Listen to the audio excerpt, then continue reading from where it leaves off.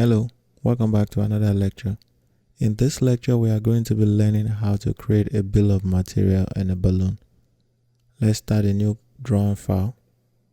Click OK. Let's browse to our file location, select the check valve, open, and select the front view and place your view and accept.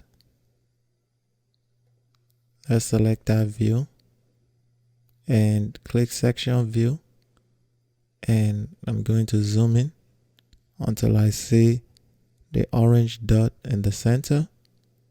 I'm going to click the orange dot, accept, OK, and I'm going to drag it to the right to create my section view and accept.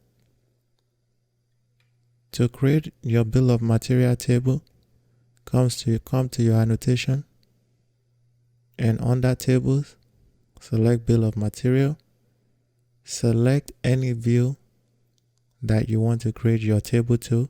So I'll select this view, and you have some options here on how you want your table to look. I'm just going to accept the default, and it has created my table, and I can just dock it anywhere up there. And I'm going to move my parts down. So that is how you create your bill of material table.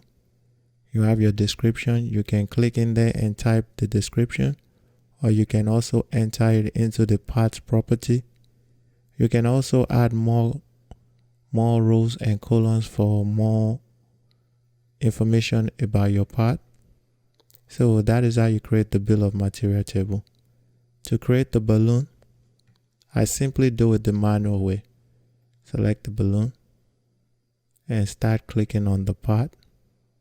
So in this example, we can click on the body and watch as we click on each one, it will correspond with what it is in the table. So 1 is our check body, and I clicked on the body, it is 1. So I'll click on the bolt. 2, bolt. 3 is cover. Click on the cover over here. 4 is discs. I'll select the discs. 5 is gasket.